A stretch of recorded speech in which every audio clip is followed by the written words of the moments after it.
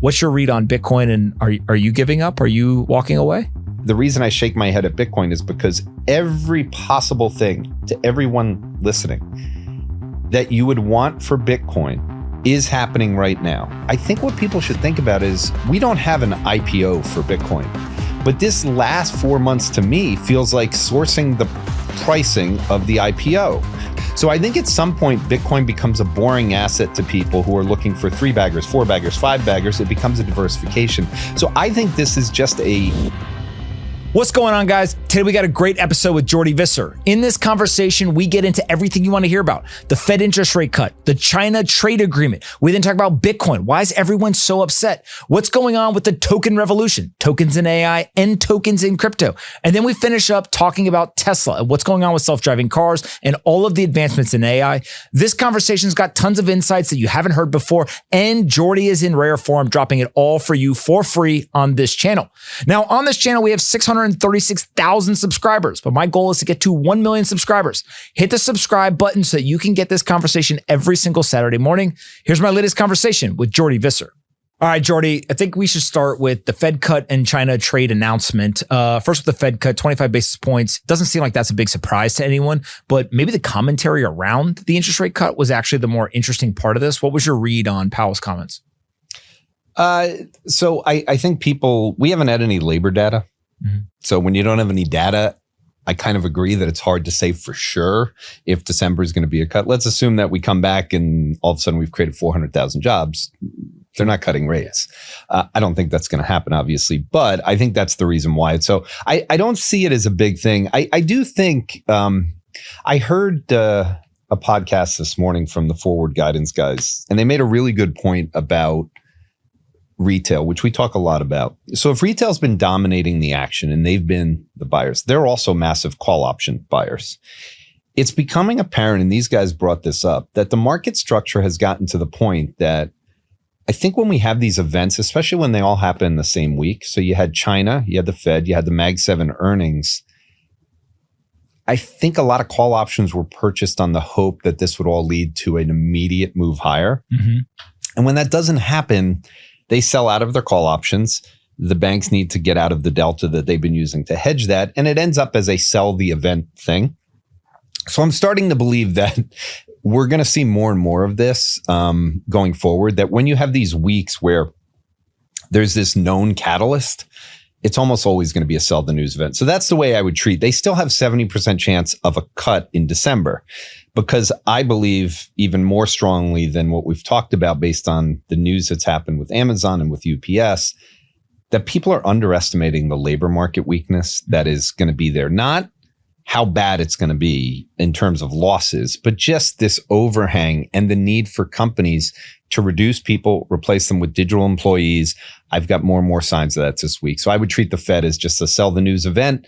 China ended up being a sell the news event, but when you put them all together, the facts are they're cutting rates, which is going to help small cap businesses. It's going to help everything in terms of lowering rates. There's more probably to come if the labor market's there. And the China-US thing is kind of the end of this whole tariff thing. We won't really hear about it again because we have a truce for at least a year. So one of the things that was interesting to me off the China agreement is it actually felt like both sides gave way more than I would have expected, right? I kind of thought that both were going to dig their heels in. The U.S. would be much less likely to very quickly give these concessions. And then China, I mean, they have pretty much said, look, we'll do we roll back the rare earth stuff as long as we get, this other concessions. And so is it just like getting clarity is actually the most important thing? Is kind of like the macro, hey, we have uncertainty, now we have more clarity, and that is what investors are looking for? Or do you think the individual details of this stuff really matters? If the fentanyl related product tariff is 20% versus 10, that's a 50% reduction. That's a big deal. Or is it just, no, we have clarity of where this is all going to kind of settle out, and that's what we really needed? Well, I think the fact that this happened, and there's two events that people have to pay attention to next year that to me are why this is absolutely positively a bullish thing. And I'll go to a third point that is the thing I've been talking to people about. Jordi, what would change your mind? Like you think the AI thing is a certainty. What would change your mind? And I'll get into that to end. So it is, Trump is supposed to go to China next year. And they've talked about April, they've talked about March, but the reality is this is stage one, meaning they're not going to hammer out some long-term agreement, but to get a truce is a big deal. If he's going to go there, that's a big deal. Here's the thing that I would say that they both know, which is the reason why I think China went all in on their provocation and then Trump anteed up. We have the midterms next year. Mm-hmm.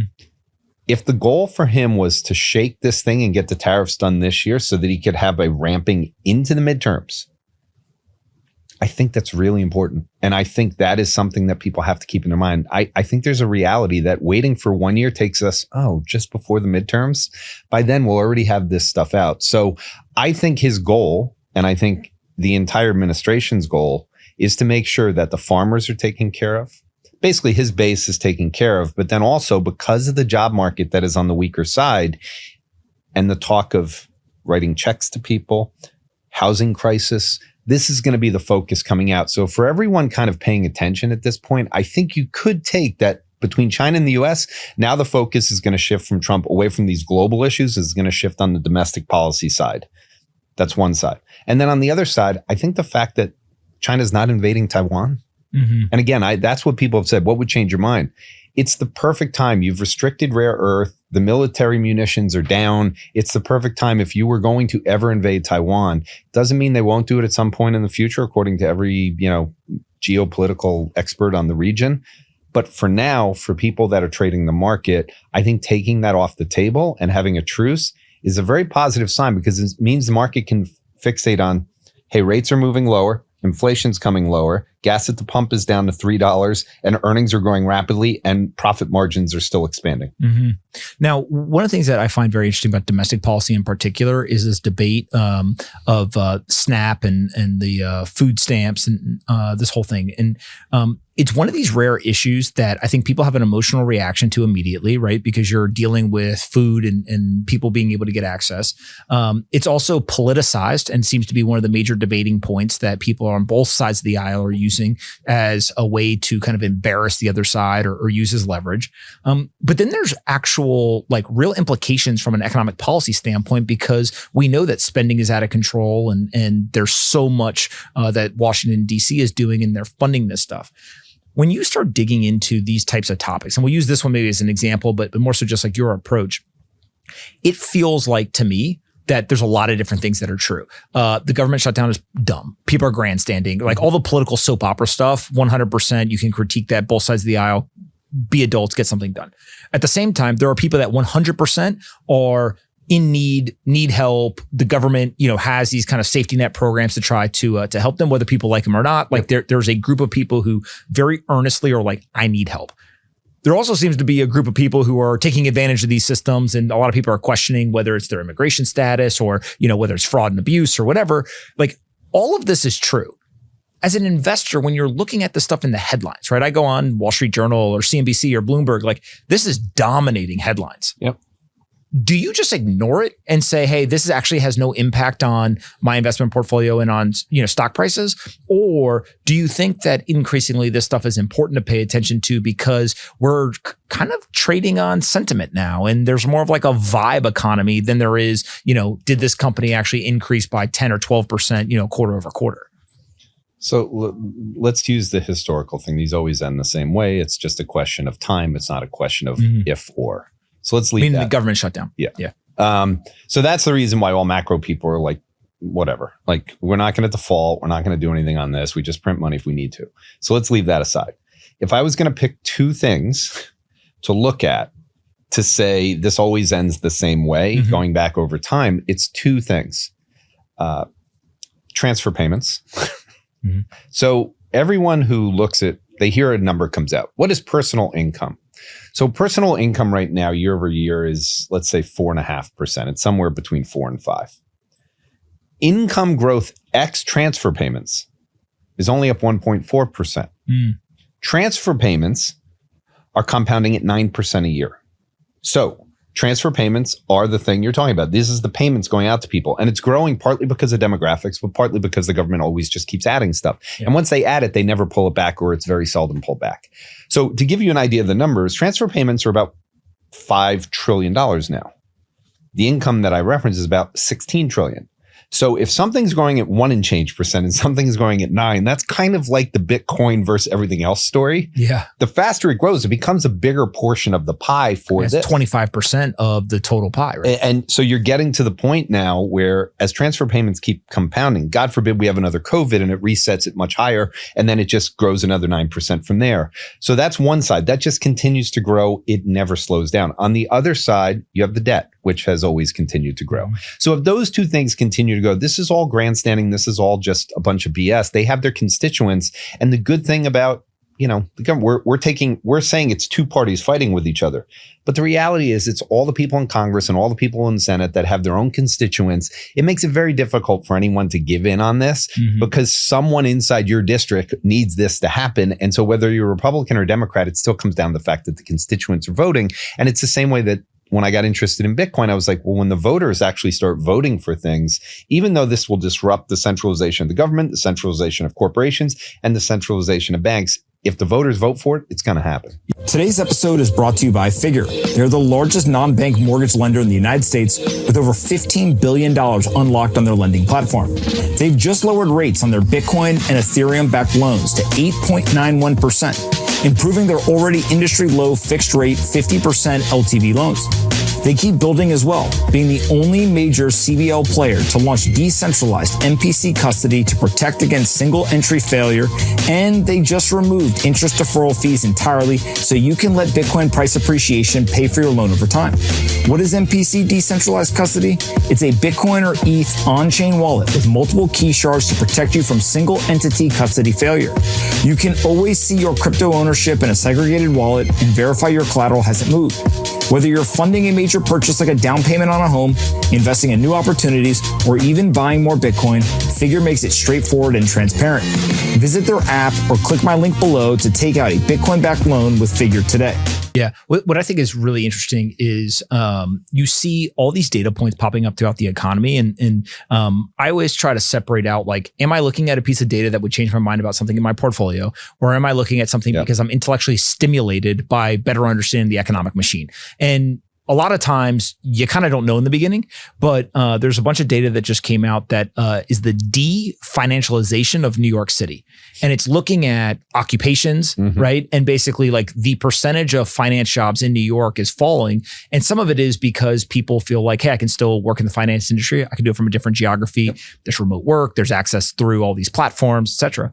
But a big part of it is like, no, the other occupation buckets are growing at such crazy rates. And I forget all the stats and I don't want to misquote it, but it's some huge percentage now of New York's workforce is healthcare related and it's growing very rapidly. And so you start to get not just like actual demographic change, right? In terms of the people, but what are the people doing? Is rapidly changing as well. And, what I haven't spent enough time on to really understand is now all of a sudden, well, your tax base starts to change. If your tax base changes, now that has impact on your local and state economy, right? Which then means maybe you have a bigger strain on the federal government having to plug the hole. And so you just start to understand some of this stuff and you say, you know what? It's not changing my portfolio. It's deepening my conviction in the government's never going to stop printing money, the debasement of the currency. There's certain things that are going to benefit. AI is going to be a thing because people aren't going to want to pay for, the humans to do this stuff. And so I do find that with this like kind of getting blown wide open and the Overton window shifting because of all the political change, it now is feeding into the like mentality of investors. But the people who are already here buying Bitcoin or gold or looking at AI, like they're just getting more and more conviction, which means more capital flow into these trades, right? Yeah, and remember, if the profit, so I want to say this the right way so that people sitting there. So you've got, let's break down three separate parts of the market. You've got the passive investors, which for the most part are going to be the baby boomers that are invested in pension funds or whatever.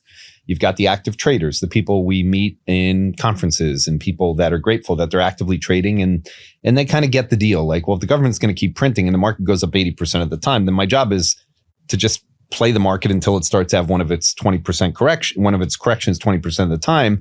And they think of it honestly, and I hate to say this to people, but It's like they're card counters. Mhm. They're only playing the game when the momentum is going higher and they're fully involved, and they should be trading it that way. The baby boomers and the passive investors, by definition, they're just passive. They're just going along for the rides. The government's helping both of those groups.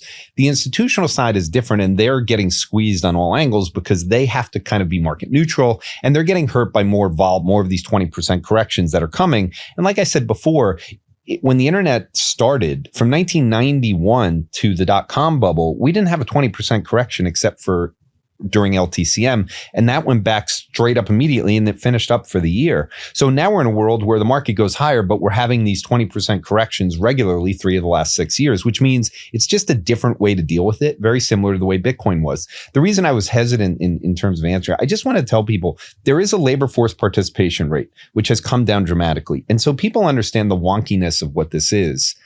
It has come down sharply since the great financial crisis.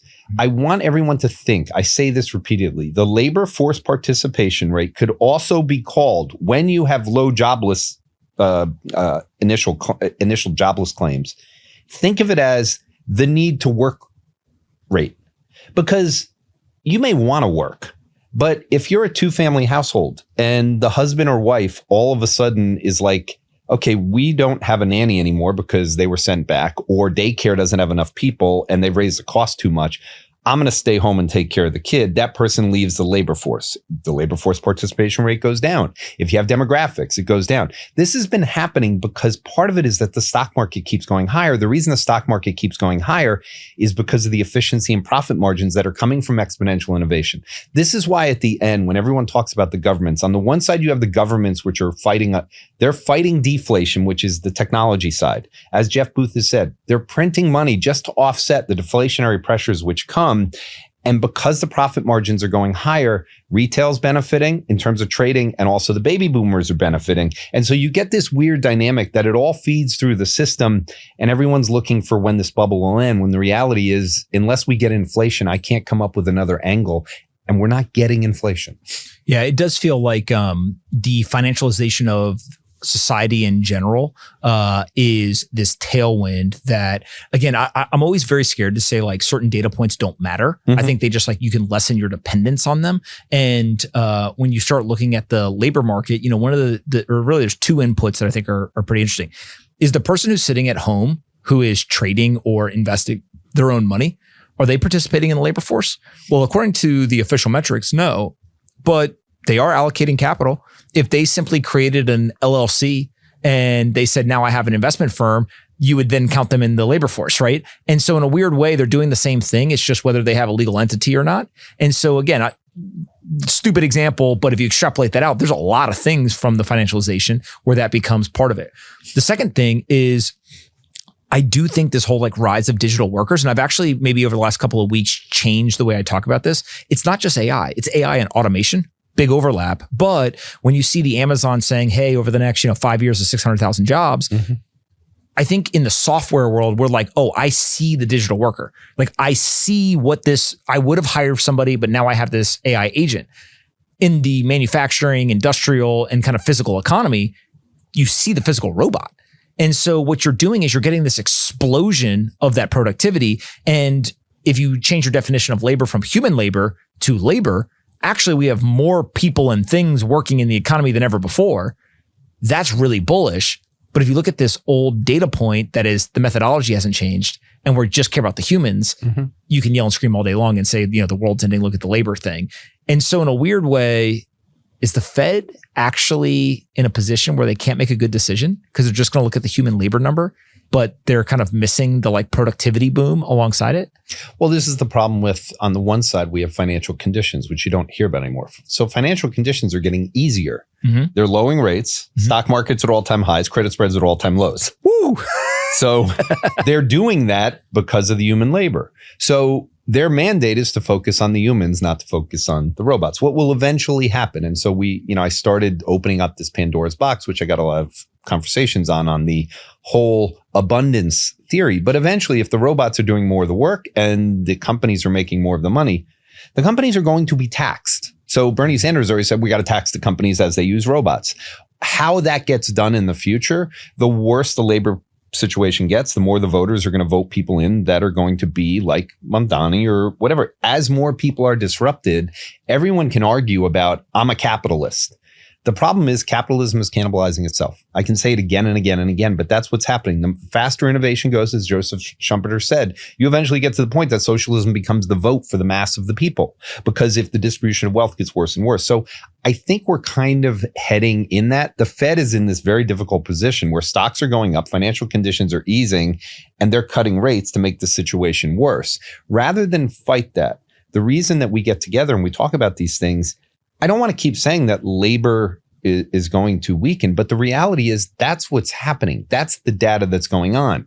Too many people are focused on things that, to me, they're mistaken. Like, oh, immigration is the reason it's down and the labor pool's shrinking and blah, blah, blah. And it's like every survey that shows the health mentally of people at their job, like, do they like their job, is declining rapidly no matter what it is. People are putting reports out that AI is replacing younger people, not older people. You're really at a point where if you start with the younger people, that's the way revolutions start. They're the ones that, they have nothing to show for it. And they were sold a bag of goods of, well, I go to school, I get my diploma, and then I get a job and I move up the corporate ladder. If that doesn't exist anymore, then people get really angry, and you can see why it'd be justified. It's fascinating to be talking about this while the New York City mayor voting is going on. Yep. So for people who don't live in New York or aren't paying attention, basically Zohran Mamdani is come out of nowhere pretty much. He's got a kind of openly socialist agenda, lots of young people voting for him. But I think that, Andrew Cuomo, who is the kind of main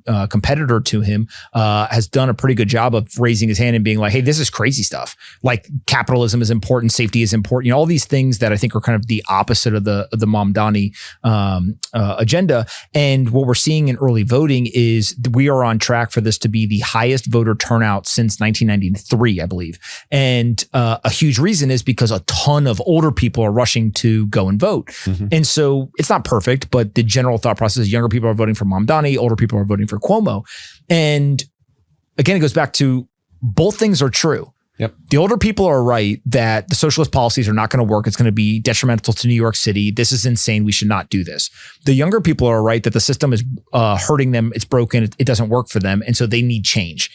And what we are watching is maybe the first time, in a while, where really socialism and capitalism are battling it out in a race where it's not Republican versus Democrat. There's two Democrats that are running, right? And you have a demographic shift where you're getting tons of old people who are showing up. And so that's politics. Put that aside for a second. That stuff's coming to finance. Look at the portfolios. Look at where capital is flowing. Look at the the boomers who don't want to sell their homes, right? And the young people can't actually access their home. Like that's the same mentality is playing out in finance. It's just easier, I think, to identify in politics because there's polls, there's numbers, there's voting, rolls, whatever. In finance, a huge reason why they're going and voting for socialism is because, they feel like the boomers all got houses and then won't allow for deregulation at the local level to build more supply. You said so much there of things that I believe are the issue. And I'm going to use actual examples. So on the one side, and I think you and I have talked about sweet greens and what they've talked about not having people come in anymore. So we got earnings reports from Chipotle and from McDonald's this week. Both of them reference the exact same thing. And they keep tremendous analytics on who's buying their product. The cohort that is hurting their business is the people making under 100 grand. And they specifically both mentioned that group is still coming. So it's not like they're getting healthy and they're moving on to something else. They're just coming less. Now, that's one side of the K-shaped economy. The anger that they have. So if you take out a student loan and you're now capped at 100 grand, which is kind of the issue. Like if you can't move up because there's an AI that costs next to nothing that's about to take your job, and then you have to leave that job and you have to go get a job because you have to live in New York, and you go get a job now making $35,000, $40,000, $50,000 in the service industry doing whatever needs to be while you try to find another job to compete with an AI, it's very challenging. At the same point, my father died this year. Now, my father's a construction worker. I've talked about it before. He owned no stocks. Okay. And the house was a disaster. Okay, let's just say he didn't put a lot of money into it over the years. Call that redneck rich, where I come from in North Carolina. I mean, we grew up at one point in the smallest house in the town, and then he eventually bought another house, okay? Which again, not a big house and an old house, but the house is worth zero.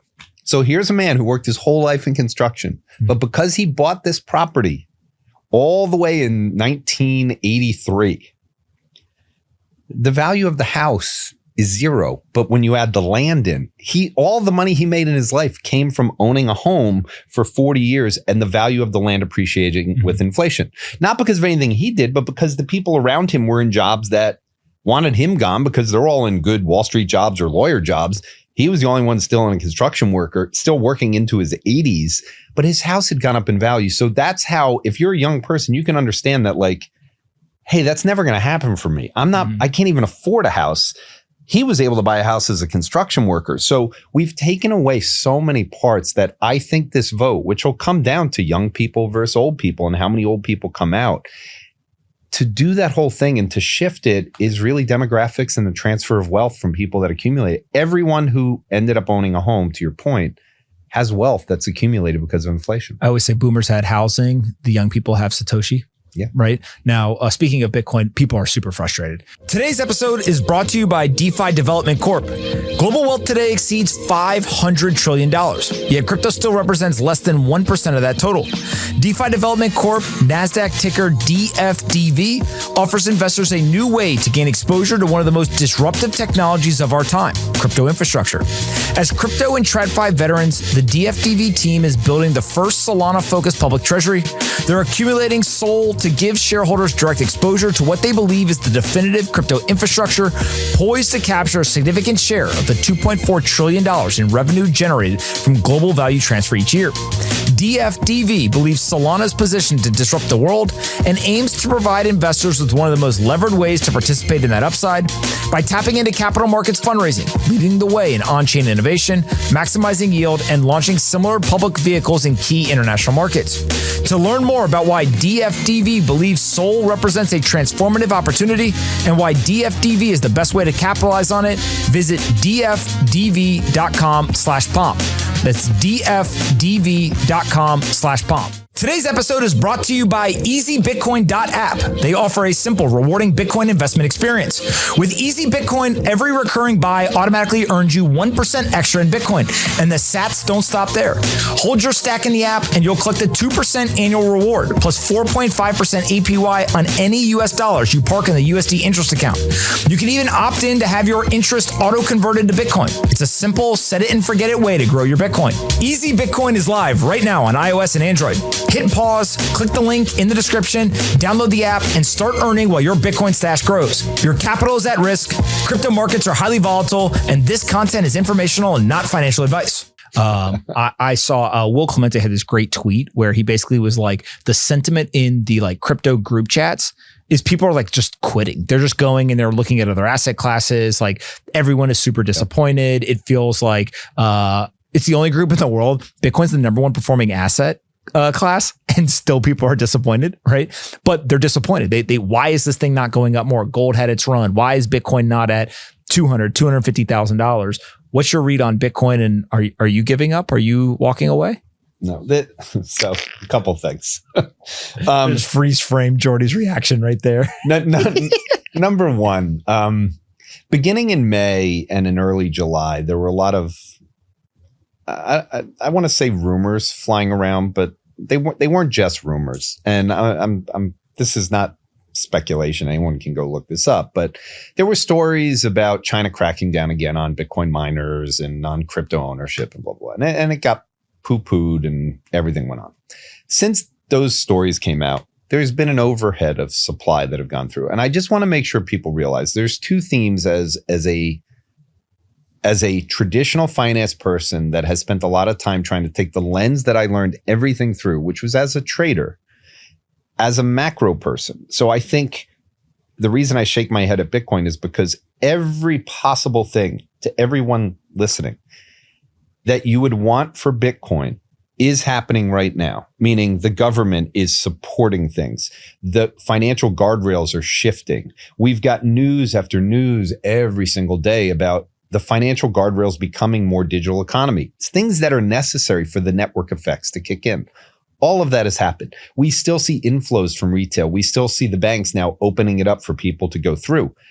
But there's clearly a bunch of whatever it is, OGs, Bitcoin miners out of China, whoever it is, large amounts. Mike Novogratz publicly said it. If you go back to July, there have been billions and billions of dollars of, let's say, original investors supporting Bitcoin, regardless of how you want to term it. So I'm writing a Substack. I think what people should think about is we don't have an IPO for Bitcoin, but this last 4 months to me feels like sourcing the pricing of the IPO, where the original investors are getting out of large chunks. Now, why is there ever an IPO? For monetization. If someone has 9 billion in Bitcoin, I mean, I think they should diversify a little bit. If it was related to China, guess what China has now that they haven't had since 2014, 15? A bull market in stocks. Guess what else people have?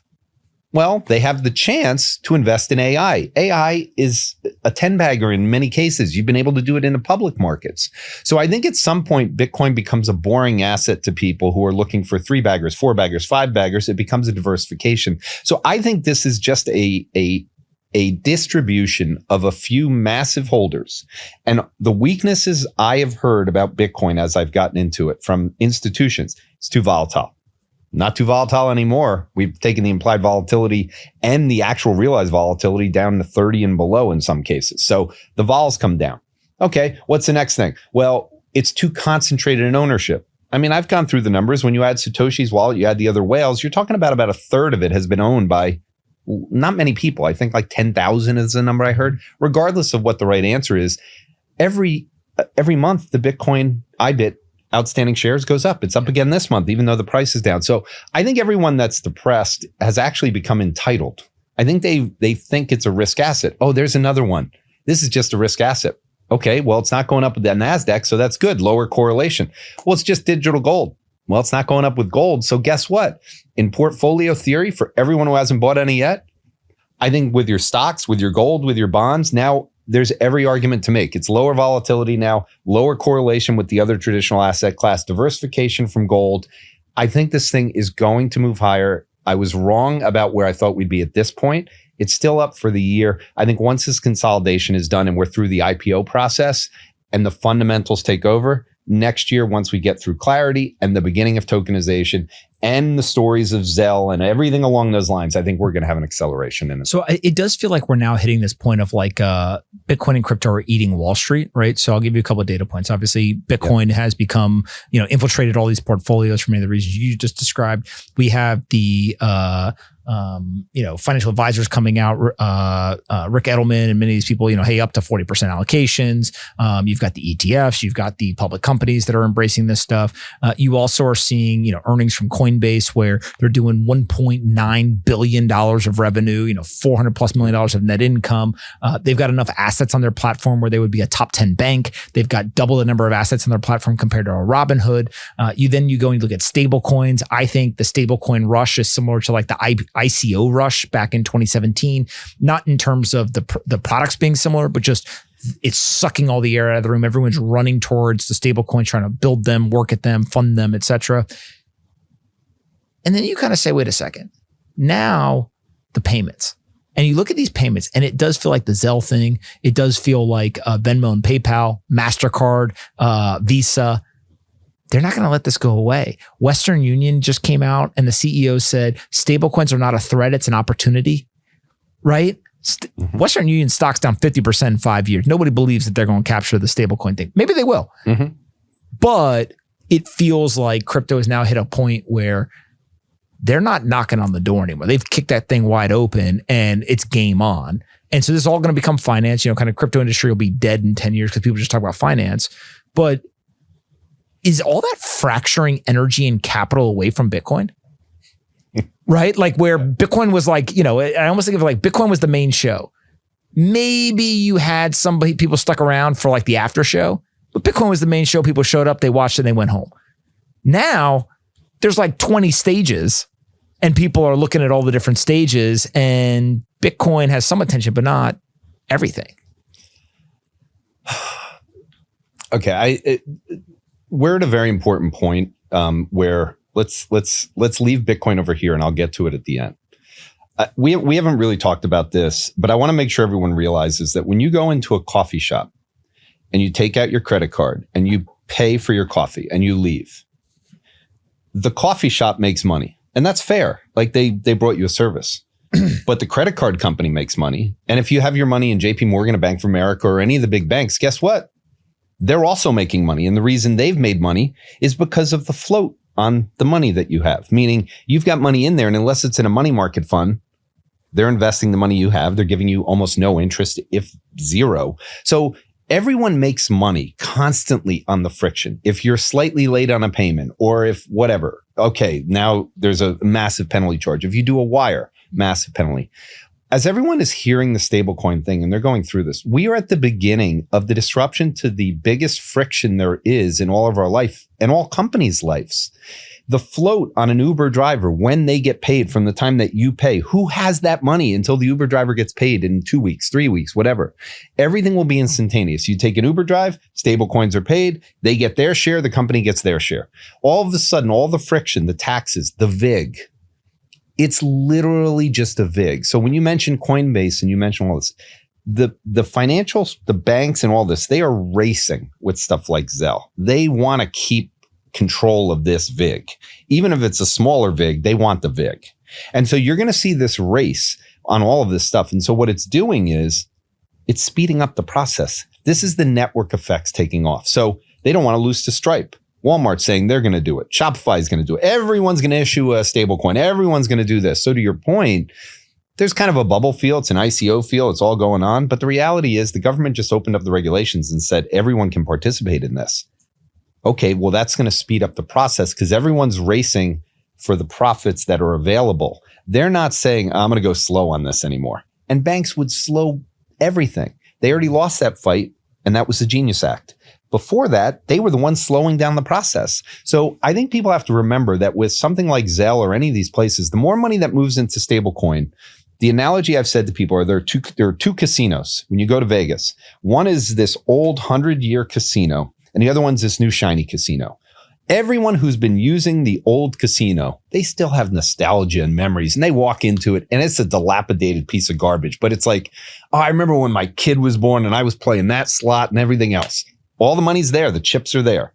If all of a sudden, for some reason, they end up in that new shiny one and they test it out and they're like, whew, this place is beautiful. This is nice. Smells nice. Everything's good over here. Food isn't stale. You know how fast the chip stack is going to go from there to there and be converted in once you open it up. So I've always said the adoption for wallets is very difficult. Well, if the adoption for wallets is now presented by the banks, Game who over. you trust, it's over. And that's what's going to accelerate over the course of the next year. I interviewed the head of consumer and business products at Coinbase, this guy, Max Brandsburg, and he has this idea that he talked about that just stuck in my head now. It's called the DeFi mullet. So front end is like the easy Coinbase experience that you trust in the interface, all that. And then back end is they're just swapping out tons of the infrastructure into the DeFi stuff. Now, the banks may not do DeFi. They may still do centralized, but it is that interface of whether it's JP Morgan or Fidelity or whatever. And now they're going to give you exposure to stocks 24/7. You don't care if they're tokenized or not tokenized. Hey, can I trade on Saturday or not? Yeah. Right. There's this great piece by Ribbit Capital they just put out called Token Revolution. Genius. AI tokens, crypto tokens. What's your reaction? So I listened to this podcast, Bell Curve, which someone had recommended that I listened to. And it was really interesting to hear as someone who spends their time with tokens and analyzing what it means for the stock market. But then to take it and convert it back to things that like Dan Ives is involved in, this whole WorldCoin thing and just kind of this Orbs, right? Orbs, yeah. This tokenization of identity. Okay. There's a token for Anthony, for Jordi. Like, that our identity is there. They talk about a tokenization for value, all of the things you own. So the tokenization of the fiat system, everything that we own becomes tokenized, and now it's a token. But then also the tokenization of your healthcare. AI is going to be heavily involved, and they need the analytics on your DNA. Everything is, at the end of the day, somewhat based on code. We all have a unique identity. Okay, well, that's where the identity comes from. We all have unique values. We all have unique ownership. That becomes another thing. Think about how smooth the transaction is. So what they were talking about is for AI agents to actually transact on all things with each other, they need these identities. And so this is the merging of AI and crypto through this world of tokens. And I thought it was an eye-opening thing for me. And I listened to futuristic stuff all week. This one really got me because it hit on the concept of tokens in both worlds. And I think it makes perfect sense to kind of think about them in those ways and think about this merging, because in the end, the token, the synthetic dollar, the stable coin, where we're going to be in 5 years is the volumes of stable coins is going to be so massive. And the valuation of tokens and everything is going to be so big. People need to invest in this. And the way to invest in it is, yes, you can go pick on public equities. You can go pick on Bitcoin miners, which are now showing their convergence with AI. No matter where you look right now, the convergence between AI and crypto is getting clearer and clearer. And that was the reason why when I was no longer in the hedge fund world, I refused to go back in, because every hedge fund I talked to did not have a view on AI and did not have a view on crypto that was from the perspective of it being a macro event. Mm-hmm. They viewed it as a technology. Well, that's handled by XYZ. We're not doing that here. We're doing this. It's a big mistake, because the world is basically going to be AI and crypto combined. And this other casino that is old, the only reason it's still alive is literally what I described, which is nostalgia. It's fighting from the casino to almost like not let the other people get in, having this big shiny lights. It's all changing rapidly. And I think people still need to view that Bitcoin at the end becomes the thing of value that appreciates and where you put your money if you want growth. And if you want it to just sit there in stable coins, maybe you'll get some interest on it. But if you really want to have value, you're going to move it over here. Oh, Bitcoin is the hurdle rate. Shocker. Exactly. All right. Last thing I want to talk about very quickly is Adam Jonas at Morgan Stanley has come out and basically said he's calling it. I think was the exact language. I'm calling it. Autonomous driving is solved. And he went a step further and he said, we can pull the safety driver. So those who don't know how the self-driving cars work, many times right now there's a person who still sits there. They're not driving, but they're there in case anything is going to happen. They can intervene. He's saying, get those people out. This is solved. He's not predicting that there will be zero accidents ever, but he thinks that they are going to be so few and far between that now these cars should be driving in major metros with zero safety person. Autonomous driving is solved. Let's move on to the next big problem. What do you think? So first of all, I love Adam Jonas. He had a huge influence on me on my merging of getting rid of recessions as my mindset, and me going to Silicon Valley in 2013, and then speaking to Adam Jonas not too long after that and hearing his view of what Tesla was doing. And Adam Jonas is a very controversial figure on Wall Street. There's a lot of people that when I say his name, they go, oh God, here we go. And that's because of Tesla. He's been the only person to kind of talk about Tesla that I'm aware of in this way that is an auto analyst. That's the key thing. Adam Jonas was an auto analyst. And right. What's that? And right. Yeah, and right. And Tesla is not an auto company. Mm-hmm. And Elon Musk says that openly. So the problem is, like most things in the world we live in, it doesn't fit in one of these verticals that people were trained to believe. So if you talk to a traditional auto analyst, they focus on the auto side of the business. Last week, we've talked about the importance of Tesla. I did in my video last week, I specifically highlighted this as the moment where I highlighted in yellow. He said he expects there to be no safety driver in Texas. Now, Adam went a little bit further and he said they can already do it now. They're the ones being extra cautious. Mm-hmm. The reason that's important is because Texas, the state, is allowing them to do it. What people have to realize, again, and I said it last week and I'll say it, this is the moment because autonomous vehicles, the way that he's designed them, with cameras, not with LiDAR. So again, not with geofencing, going up to the cloud, blah, blah, blah, but actually thinking on their own and making decisions solely by cameras, sending the data of all of the cars he has and training constantly. So the Andrej Karpathy interview last week with Dwarkesh Patel, he was one of the architects and the engineers based on this. He talks about AGI being the moment when we actually can have the physics part brought in. Right now we have the textual part. You eventually need to have the visual part in. Once you have the visual part, it's game over because then humanoids can go. So the autonomous thing and what he was talking about. And if you guys haven't seen it yet, I referenced it before here. I referenced it everywhere. The Robots Are Coming is a documentary that Adam Jonas basically did through Morgan Stanley, which is where he works. And it came out in June of this year. I highly recommend everyone download it, watch it multiple times, because that video talks about this being the gateway to this world. What he's saying last week, which I happen to agree with, is the ability for them to do this without the safety driver, where the cost of a robo-taxi will be anywhere from 40 to 70% less than an Uber. How is every city in the country, when the voting is going on in New York City for a socialist approach, not going to be voting for things that are cheaper? We are in a world where we need deflation, not inflation.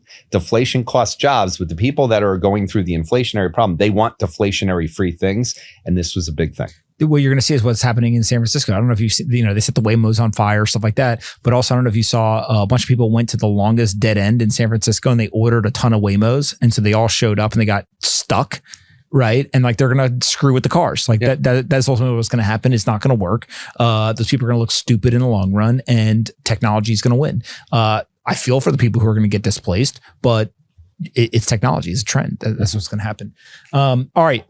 Usually I ask you where to send people on the internet, but I was thinking about it today. This man comes here every Friday, does a fantastic job. We publish it on Saturday morning, and he needs you guys to go to YouTube, search Jordi Visser, and go subscribe to his YouTube channel. It's the least that you could do. It's like a thank you for him coming and sharing all his alpha with you guys on every single day.